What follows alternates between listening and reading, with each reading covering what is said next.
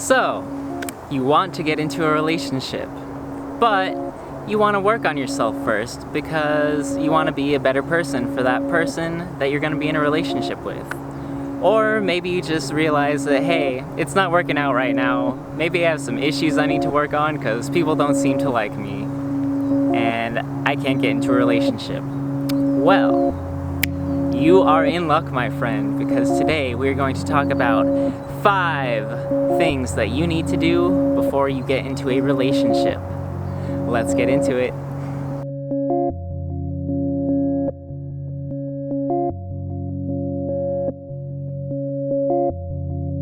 What is up, friends and allies? Welcome to Thank You Universe. It is another beautiful day.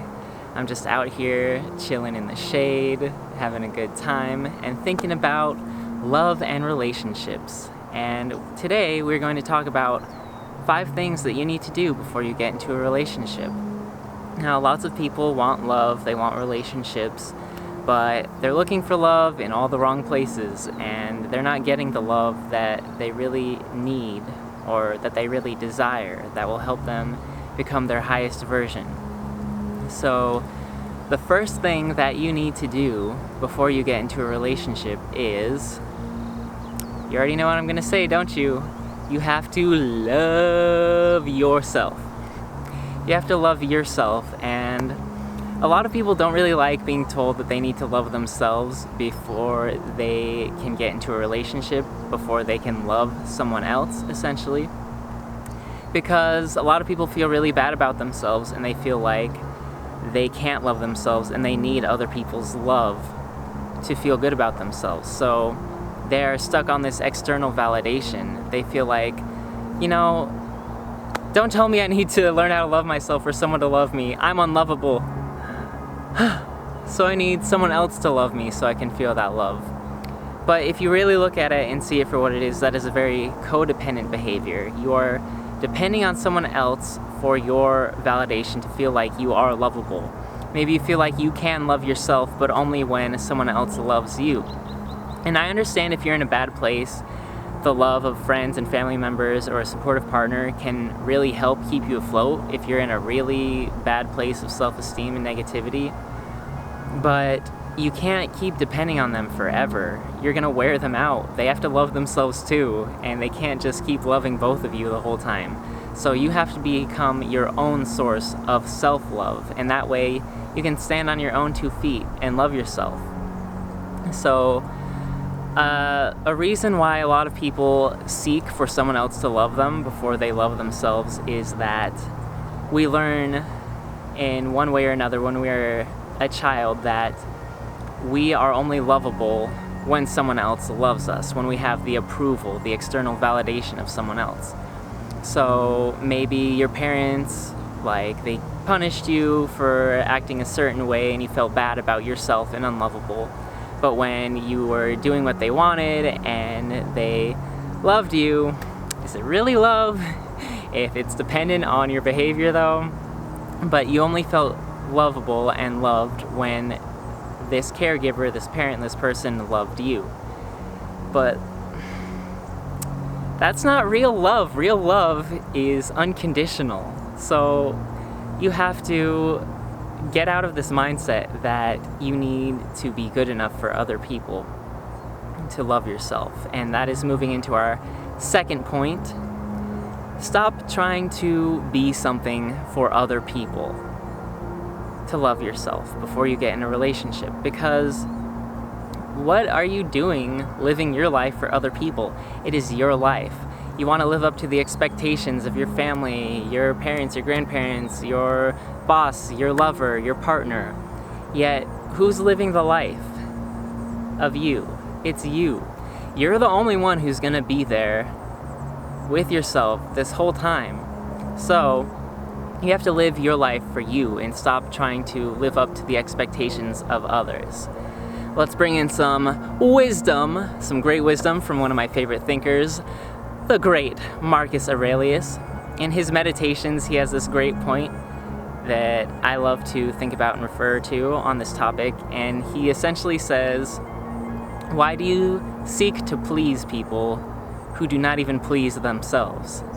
That is to say, you're here trying to impress people and live your life for other people, and those very same people aren't even happy with their own lives. So here you are trying to impress people who can't even impress themselves, who don't even like themselves or love themselves.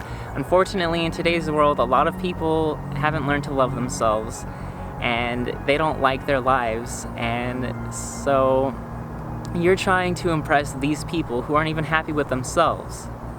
Why? Do you think that's going to bring you happiness? Do you think that's going to make you great relationship material? No. To be the best relationship material before you get in a relationship, live your life for you and stop trying to do things for other people. Stop trying to live your life for other people to impress other people. You need to live it for you. It's your life. And it really is that simple. You need to come to that realization that you're not going to feel good dependent on external validation and living your life for other people. You're going to feel good when you are your own source of love, when you love yourself. So this brings me to step number 3. Accept yourself where you are at, no matter what, and love yourself. Say to yourself, I am good enough no matter what. I am worthy of love no matter what. So a lot of times we feel like we need to improve, we're not good enough, we need to be better so that we are worthy of love. If you want to improve, that's great, that's awesome, keep on improving! Now that's one thing, but if you are trying to improve because you feel like you're not good enough, that's a whole other issue, and that can be a problem when it comes to self-improvement and self-love, because if you don't accept yourself where you are at, sorry, I think there's like a crazy rattlesnake about to come attack me. But I accept it because I accept myself and love myself no matter what.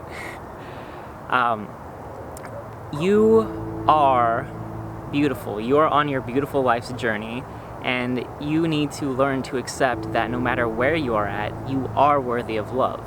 That's the whole idea behind unconditional love. You love yourself no matter what. Even if I fail my math test, even if I don't get the job that I want, even if I totally flub up and say something embarrassing or awkward in front of my crush, and even if I'm single and I've been single for a long time, even if I feel like no one else loves me, I will love myself. So if you can have just one person who truly loves you and understands you for who you are, that's better than an infinite number of people who love you for the wrong reasons. And that one person who truly loves you for who you are, it's gonna be you.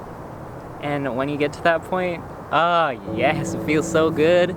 Just, I love myself. It's awesome. Hell yes, I don't need other people's validation or expectations because I've learned to love myself and accept myself no matter what. And then I'm not constantly beating myself up and giving off this bad energy, which, for the sake of getting into a relationship, people aren't going to want to get into a relationship with you if you don't even like yourself. So you have to learn to love yourself so that other people can love you. Because if you don't love yourself, then people are going to love you for the wrong reasons, because maybe they love you for your job or your status or your looks, but it's not because you're authentically you and you've learned to love who you truly are as a person. They'll love you for a bit less idealistic reasons. And is that really love? No, not really. So love yourself for you, and love from others will come. Number 4 is to get into your passion. Pursue the things that you truly desire for yourself. So again, not doing things for other people, not trying to impress other people, but do the thing that you truly love and pursue it. Because a lot of times the reasons that we don't love ourselves or that we don't like ourselves or we're angry or upset with ourselves is because we know at some level we're not living the life we want. Maybe we're stuck in a dead-end job 9 to 5. Maybe we're in an occupation that we never wanted to be in. Maybe we are not living the authentic lives that we truly want. So we're like, me, what is the problem? It's me. I'm not doing what I truly desire. On some level, You won't necessarily say it to yourself like that with that kind of clarity, but you won't like yourself because you're not living your authentic truth. So when you're doing what you are truly passionate about and what you authentically desire, the self-love will naturally come. Because when you are in your authenticity and pursuing your goals in life, your natural state is love. And you won't have any of these hang-ups about feeling like you need to do better or be doing something else. You'll love yourself more easily and it will flow more naturally. But remember step number 3, the big caveat here. You don't love yourself because you are doing certain things, because you are doing the things in your life that you see as necessary to love yourself, because that's conditional love. Again, not unconditional, it's conditional, and that's not the love we're going for. We're going for real love, the authentic stuff, the good shit, unconditional love. So yes, pursue your passions and you will love yourself and it will come, but you don't pursue your passion and do the thing so that you can be worthy of your own love. It goes the other way. Because you love yourself, you pursue your passion and you do what you love. You are not dependent on certain successes, certain life paths, certain actions to love yourself. You already love yourself, and so you do what you love, because you're in that state of self-awareness and authenticity and love. And it feels good. So do what you love. Now, step number 5. We made it to the last one. Thank you for tuning in. Go ahead and like this video and subscribe if you want more videos about self-love and getting in your authenticity and learning how to be the best version of you from an esoteric, hippie, magical perspective. So here we go. Step number 5 is to build and envision your life and the life that you desire so that you can know what kind of partner would suit that life. So this is kind of a culmination of all of these steps to take before getting into a relationship. Once you have learned to love yourself, stop trying to live up to the expectations of others, you love yourself no matter what, you're doing your passion, you're building the life that you authentically love and want, then you will know what kind of partner would fit into that life in a cohesive, loving way. So that way you're not really codependent and needy and, if I have this person, then I'll love myself because I'll be loved and then everything will be great. Odds are, even if you do that, it's not going to work out. You have to get into your passion for you first and have that self-love. And once you are living the life that you want to live for you, then you will know what kind of partner you're looking for. Like, let's say you're someone who wants to travel the world and, you have a partner who doesn't want to do that. It's not really going to work out. So if you learn that you're this person who wants this lifestyle, whether it's traveling the world, whether it's stationary, whether you want to go live in a cave in the darkness because that's what you're passionate about, you need to understand what kind of life you want to live and love so that you can understand what kind of partner you want. You see what I'm saying here? Like, don't build your life around a person just because it happened to be some person that comes along and loves you. You can have higher standards than that. You don't just have to go for whatever person comes along and shows you any kind of affection. Most people do this. They just go for anyone who likes them. And it's like, okay, but why though? Just because they liked you, even though you're not in your authentic self? I get a lot of us are lonely and a lot of us need companionship and affection, but you need to understand who you want to be and build your life around yourself, and then you will attract someone who is at that same vibration and that same resonance as you. So when you are living your truth and loving your life, then you will find the perfect partner.